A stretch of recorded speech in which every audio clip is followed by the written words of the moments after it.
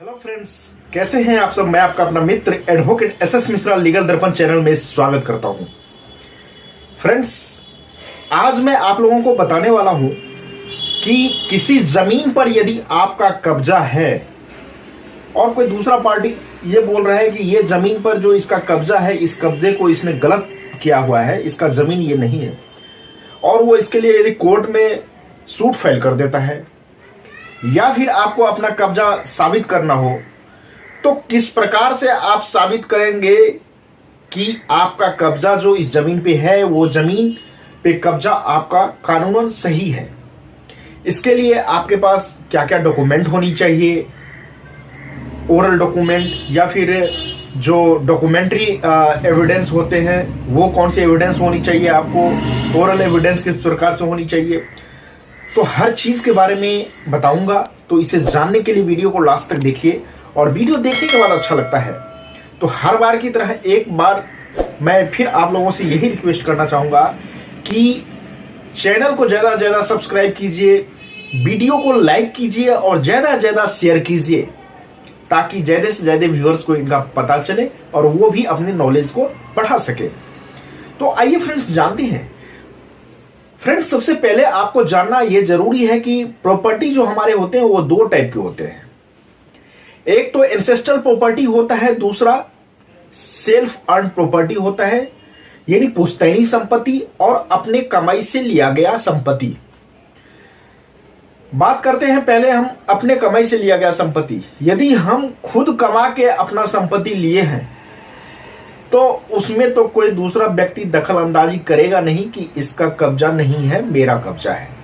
और यदि करेगा भी तो आपने अपने कमाई से लिया हुआ है, तो वो आपके पास जो भी सेल डीड होगा, जब आप जमीन लेंगे तो सेल डीड रजिस्टर्ड होने के बाद आपने दाखिल खारिज कराया होगा, वो पेपर होगा, रसीद होगा दाखिल खारिज का, फिर आपका खतियान खेसरा में नाम चढ़ जाएगा, वो होगा तो खतियान भी आप दिखाइए। तो ये सारे डॉक्यूमेंट आपका रहता है, आप साबित कर देते हैं। लेकिन यदि कोई पुश्तैनी संपत्ति है और उसमें आपको यह साबित करना हो कि ये कब्जा आपका ही है, कोई तीसरा व्यक्ति यदि आपको बोल रहा है कि ये कब्जा इसका नहीं है, गलत रूप से कब्जा है, तो आपको उसमें कैसे आप कोर्ट में साबित करेंगे। उसने यदि सूट डाल दिया कि नहीं ये कब्जा खाली करो, ये कब्जा मेरा है, तो आपको सबसे पहले तो उस पर स्टे लेना पड़ेगा, परमानेंट इंजंक्शन का सूट फाइल करना पड़ेगा। या फिर यदि सूट फाइल कर दिया है कब्जा खाली कराने का, तो आपको साबित करने के लिए सबसे पहले आपको करना क्या है कि एविडेंस को जुटाइए। एविडेंस में सबसे पहले खतियान जो होता है, वो खतियान आपके पास होना चाहिए। यदि जमीन आपको सेल डीड के थ्रू मिला हुआ है, रजिस्ट्री हुआ है, तो सेल डीड की कॉपी होनी चाहिए। आप जमीन का म्यूटेशन कराते हैं, दाखिल खारिज कराते हैं, तो उसका आपके पास रसीद होनी चाहिए दाखिल खारिज का। खतियान में जो खेसरा होता है, वो खेसरा में आपका नाम होना चाहिए। मान लीजिए आपके पूर्वजों का संपत्ति है, तो पूर्वजों का नाम तो होना चाहिए, क्योंकि ये जमीन इनके थे, इनके बाद इनके बेटे पे आए, फिर इस पे आए, तो वो चेन साबित हो जाता है खतियान से। या फिर सेल डीड जो आपका बनता है, सेल डीड में भी सारे चेन का जिक्र रहता है, तो वो चेन आपका जो है ना जमीन का, वो क्लियर हो जाता है। तो इस प्रकार से आप साबित कर सकते हैं। इसके लिए suit for declaration and permanent injunction का सूट जो है वो कोर्ट में डाला जाता है, और वहां पे आपको स्टे लेना पड़ता है जमीन का, क्योंकि दूसरा पार्टी चाहेगा कि ये जमीन खाली करे। आप बोलेंगे कि नहीं मेरा कब्जा है, मैं जमीन खाली नहीं करूंगा, तो हो सकता है वो जमीन जबरदस्ती आपसे खाली कराने की कोशिश करे, तो आपको उस पर स्टे लेना पड़ेगा। तो इसके लिए आपको permanent injunction and suit for declaration डालना पड़ेगा। वो उसको यदि खाली कराना होगा, तो ऐसे यदि आप नहीं मानिएगा तो उसके बाद वो क्या करेगा कि एविक्शन का वो करेगा, उसको खाली कराने का सूट डालेगा उस प्रॉपर्टी से। तो इस प्रकार से किसी भी प्रॉपर्टी पे यदि आपको अपना ऑनरशिप, अपना कब्जा साबित करना है, तो उसके लिए डॉक्यूमेंट आपके पास होना प्रॉपर जरूरी है। जैसे खतियान में खेसरा में जो नाम है वो होना चाहिए। रजिस्ट्री हुआ है तो रजिस्ट्री की पेपर होनी चाहिए।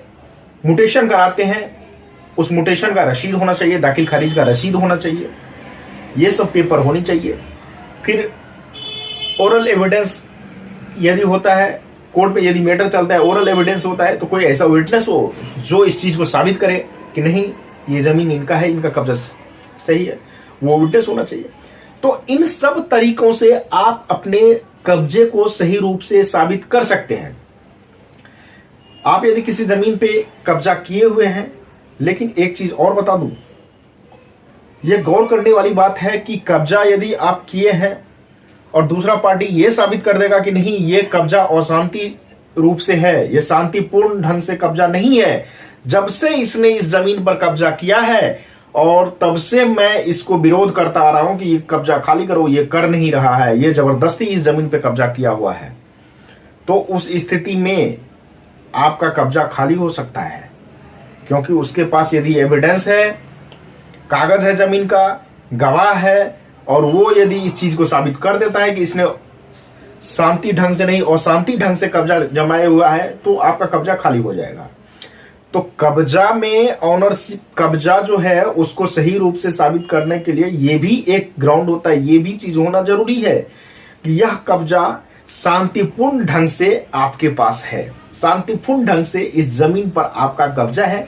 किसी अन्य व्यक्ति को कभी आपके कब्जे से अभी तक कोई समस्याएं नहीं हुई, किसी भी प्रकार का उसने विरोध नहीं किया।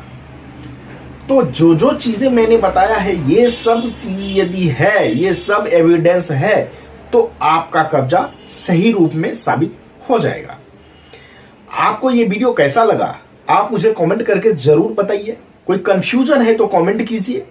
आप यदि मुझसे कंसल्ट करना चाहते हैं तो स्क्रीन पे दिए गए नंबर पे कॉल करके आप मुझसे बात कर सकते हैं। ये पेड सर्विस होगा, फीस इसमें पेबल होगा। तो फ्रेंड्स, आज तक के लिए इतना ही, फिर मिलते हैं नेक्स्ट वीडियो में। तब तक के लिए धन्यवाद।